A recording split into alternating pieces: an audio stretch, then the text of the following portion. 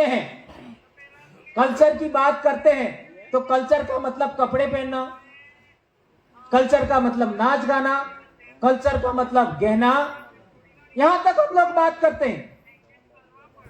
लेकिन कल्चर का मतलब हमारी बोली भी होता है, भाषा भी होता है, इसके बारे में हम लोग बहुत कम बात करते हैं। आज हम लोग अपने आप को आदिवासी कहते हैं, लेकिन सरकारें हमको आदिवासी नहीं मानती। यूएनओ में भी हमको आदिवासी नहीं कहा गया, और यहां तक कि कहा गया कि भारत देश का सबसे बड़ा जो आदिवासी समाज है भील, उसकी बोली है वो इंडो आर्यन है, उससे मैच खाती है। जबकि कई सारे शब्द मैं आपको बता सकता हूं। मैंने करीब 2500 शब्दों का शब्दकोश तैयार किया भीली बोली का। इसमें 90% शब्द ऐसे मिलेंगे जो इंडो आर्यन लैंग्वेज, हिंदी या फिर आपका संस्कृत से मैच ही नहीं खाएंगे। बोलिए, इस तरीके का प्रयास हमें होने चाहिए। देश भर में जितने ट्राइबल कम्युनिटीज है उनकी अपनी बोली भाषा का शब्दकोश तैयार करना चाहिए, सबसे पहले जरूरी है।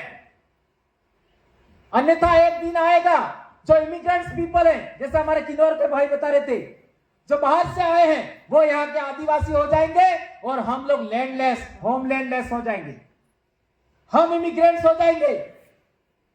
जैसे आज देश भर में हम देखते हैं आपका ये बांग्लादेश और म्यांमार वाले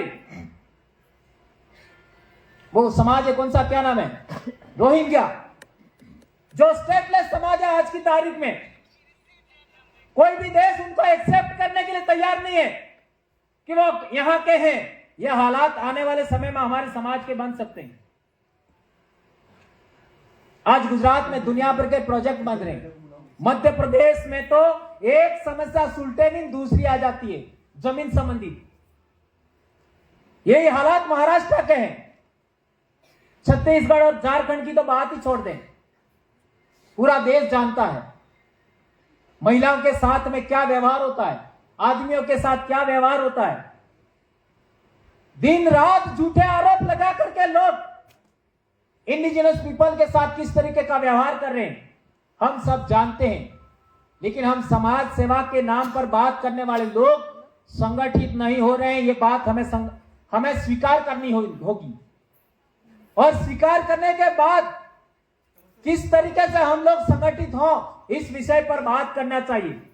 मैं जब भी यहां पर आता हूं या आदिवासी एकता परिषद के कार्यक्रम में आता हूं, हमेशा हम लोग कैसे जुड़े, हमारे अंदर क्या कमियां खामियां हैं, किस तरीके से हम आपका संगठित हो, इस विषय पर मैं अक्सर बात करता हूं। कई लोगों को मेरी बातें अटपटी लगती है, बुरी लगती है। बेशक ये बात, जी सर, आप लोग बैठ जाओगे तो मैं फिर बोलूं जी।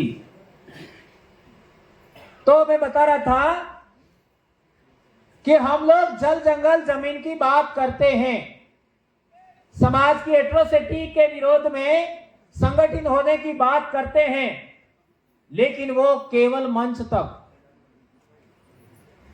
केवल मंच तक।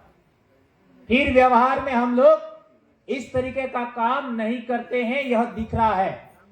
क्योंकि मैं भी 2002 से समाज सेवा के क्षेत्र में काम कर रहा हूं, मेरा लगातार स्टडी है। पूरे देश भर में मैं घूमा और विभिन्न सामाजिक संगठनों को अंदर से जाकर के मैंने देखा।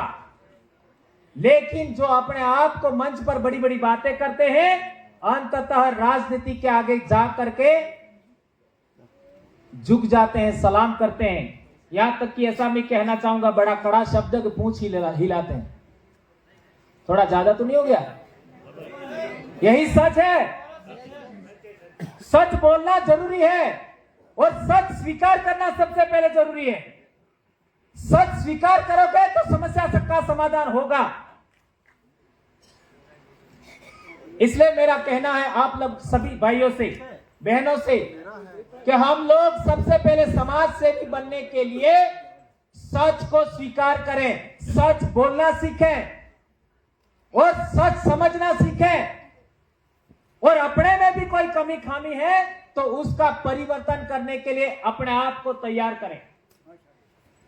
और यदि हम लोग सच स्वीकार नहीं करते हैं, हाँ मैंने कह दिया वही बात सच है, ऐसा यदि हम लोग मानते हैं, तो मैं मानता हूं आप अहमी हैं, आप अहंकारी हैं, आप समाज सेवी नहीं हो। हमें अपने आप में भी आत्मसमीक्षा की जानी चाहिए कि मेरे अंदर क्या कमी खामी है। यदि अपने आप में कोई कमी खामी नजर आती है तो उसको हमें परिवर्तित करना चाहिए, कोई बुराई नहीं होती इसमें। आज की तारीख में मैं देखता हूं, पिछले 5 साल पहले में जो था उसमें भी आज बहुत बड़ा परिवर्तन हो गया। मैं हमेशा आत्मसमीक्षा करता हूं। मेरे को कोई भी सीनियर एक्टिविस्ट बताता है कि हमें ऐसा करना चाहिए, मैं मंथन करता हूं उस पर, और मेरे में क्या कमी है उसका मैं अध्ययन करता हूं। आत्मसमीक्षा करने के बाद मुझे लगता है कि हाँ इस बात में परिवर्तन करना चाहिए, मैं करता हूं। और इसलिए देश भर में लोग मुझे पसंद करते हैं और मैं कड़क बातें कहने का आदी रहा हूं। तो सभी युवा भाइयों से यह बात मैं कहना चाहूंगा, विशेषकर जो कर्मचारी बंधु हैं उनसे मैं कहना चाहूंगा, आत्मसमीक्षा कोई बुरी बात नहीं होती। अपने में कोई कमी खामी है उसका सुधार करना चाहिए। देश भर में आज हमारी संख्या कितनी है?